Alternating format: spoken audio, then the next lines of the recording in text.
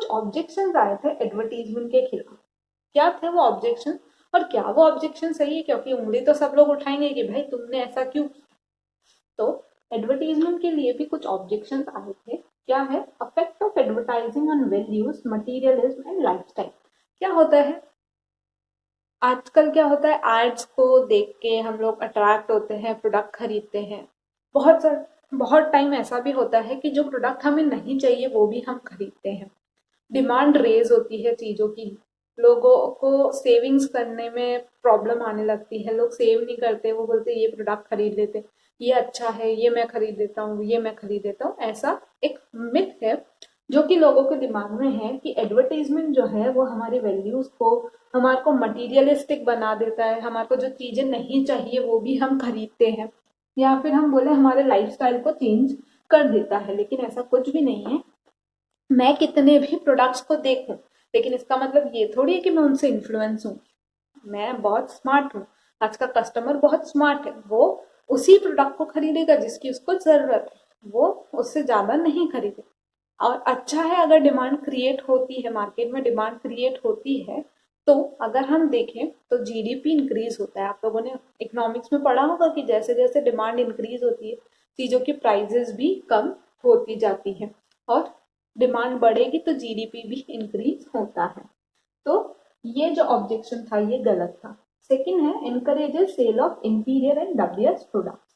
ऐसे प्रोडक्ट्स जो low quality products होते हैं उनको भी बढ़ा चढ़ा के एडवर्टीजमेंट में दिखाया जाता है, और हम लोग उससे इन्फ्लुएंस होकर उस प्रोडक्ट को खरीद लेते हैं। हाँ, ये तो करेक्ट ऑब्जेक्शन है कि ऐसा होता है कि जो प्रोडक्ट ऐसा है जिसकी क्वालिटी बिल्कुल, मतलब बिल्कुल बेकार तो नहीं बोलेंगे, बेकार क्वालिटी है।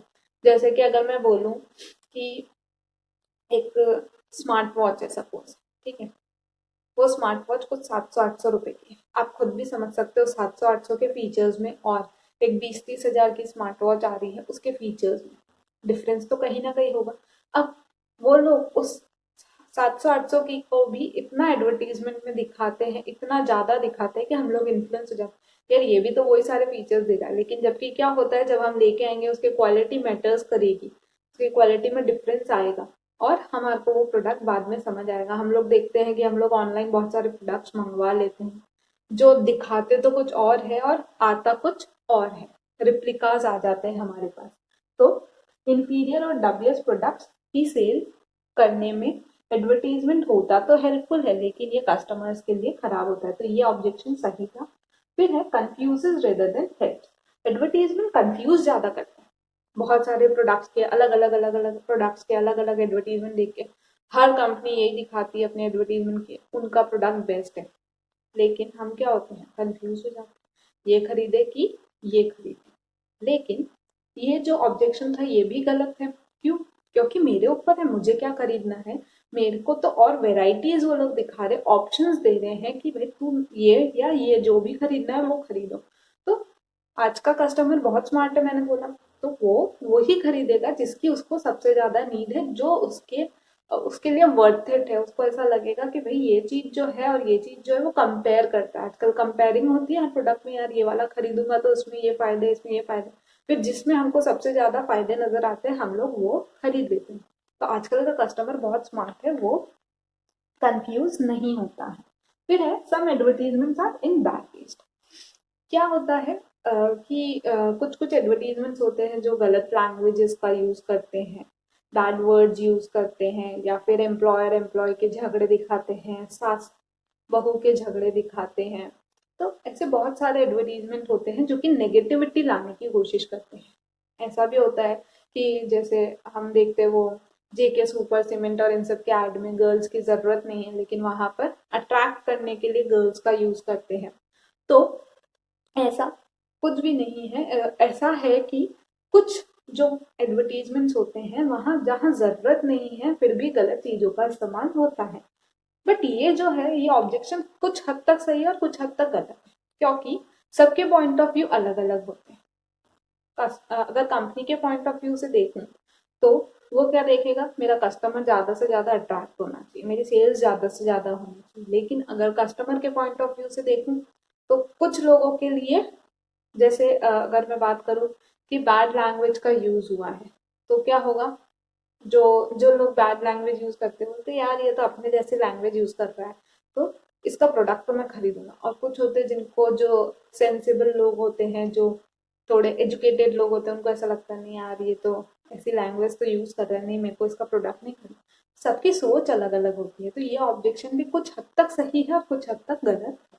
सबकी सोच अलग अलग होती है, सबका पॉइंट ऑफ व्यू अलग अलग होता है चीजों को देखने का, तो सबका नजरिया हम लोग मैच नहीं कर सकते हैं। बहुत सारे हम वो बोलते हैं ना ऑप्टिमिस्टिक और पेसिमिस्टिक सोच की, एक ग्लास भरी हुई है, आधी भरी हुई है और किसी के लिए वो आधी खाली है, तो उस तरीके का हो सकता है।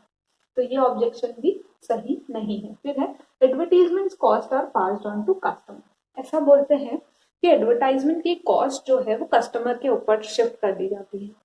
तो हाँ, इनिशियल लेवल पर कभी कभी ऐसा होता है कि शिफ्ट करते हैं। क्यों? क्योंकि वो लोग स्पॉन्सर, ब्रांड एम्बेसडर्स रखते हैं, तो उनकी कॉस्टिंग थोड़ी बढ़ती जाती है। लेकिन क्या होता है, ऑब्जेक्शन तो है लेकिन इसका सोल्यूशन क्या है कि एग्जैक्टली क्या होता है, जब मैंने बोला कि यहाँ पर मैंने बोला था इकोनॉमी में कि क्या होता है, कस्टमर जो है वो प्रोडक्ट देखेगा एडवर्टीजमेंट के थ्रू, खरीदेगा, सेल्स इंक्रीज होगी, इकोनॉमीज आएगी, इकोनॉमीज ऑफ स्केल्स होगी।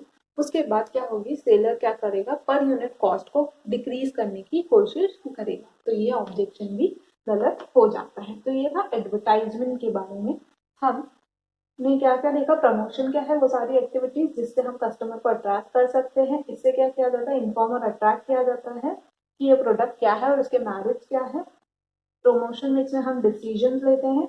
टूल्स क्या है, advertising, sales promotion, personal selling और पब्लिक रिलेशन। एडवर्टीजमेंट क्या है, एक ऐसा प्लेटफॉर्म जो कि इंटरपर्सनल नॉन पर्सनल होता है और चीजों को प्रमोट करता है। इसके फीचर्स क्या है, ये ज्यादा से ज्यादा लोगों तक पहुंचता है, बहुत सारे ऑप्शन है, लेजिटिमेसी मेंटेन करता है, एक्सप्रेस करने के तरीके और कस्टमर को सेटिस्फाई करता है।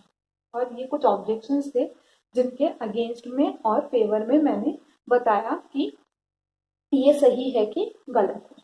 इसके बाद हम हमारे so our next topic is sales promotion. हमने एडवर्टाइजिंग के बारे में पढ़ा, अब नेक्स्ट है sales promotion. Sales promotion means क्या कि कुछ छोटी छोटी एक्टिविटीज या कुछ यूजेबल बेनिफिट्स देके या फिर कुछ एक्स्ट्रा इंसेंटिव्स देके अपनी सेल्स को बढ़ाने की एक टेक्निक। क्या है, short term use of incentives और अदर प्रमोशनल एक्टिविटीज, अलग अलग प्रमोशनल एक्टिविटीज या फिर गिफ्ट की हेल्प से थोड़े टाइम पीरियड के लिए कस्टमर्स को अट्रैक्ट करना, ठीक है, टू बाय द प्रोडक्ट, ताकि वो लोग प्रोडक्ट को बाय करें। It brings short and immediate affect on sale. इससे क्या होता है, फटाफट से सेल होती है। स्टॉक क्लियरेंस, स्टॉक क्लियर होता है आपका, अगर एक्स्ट्रा स्टॉक हो गया है या फिर इन्वेंट्री एक्स्ट्रा बन चुकी है या प्रोडक्ट एक्स्ट्रा बन चुके हैं, तो हम इन सेल्स प्रमोशन टेक्निक के थ्रू स्टॉक क्लियर कर सकते हैं। या फिर सीजन ऑफ हो चुका है तो हम लोग स्टॉक क्लियरेंस सेल्स रख सकते हैं। Induce customers as well as distributors, customers को और डिस्ट्रीब्यूटर्स को दोनों को ही ये अट्रैक्ट करता है और कस्टमर्स ज़्यादा प्रोडक्ट खरीदते हैं। Help to win over competitors, और कॉम्पिटिटर्स से अगर हमें compete करना है तो सबसे बेस्ट तरीका होता है सेल्स प्रमोशन। हम जब, मैंने बोला ना कि बहुत सारे प्रोडक्ट्स होते हैं, हम कौन सा बेस्ट है सेलेक्ट करें, तो बहुत टाइम ऐसा होता है कि जो ये सेल्स प्रमोशन टेक्निक है वो किसमें क्या ज़्यादा है, मतलब सपोज उसी प्राइस में कौन कितनी क्वांटिटी ज़्यादा दे रहा है, कौन डिस्काउंट दे रहा है, कौन एक्स्ट्रा चीज दे रहा है या एक्स्ट्रा गिफ्ट्स दे रहा है उस प्रोडक्ट के साथ। तो ये जो सेल्स प्रमोशन टेक्निक है ये हमें हमारे कॉम्पिटिटर से ओवरकम करने की कोशिश, ओवरकम करवाने में मदद करती है।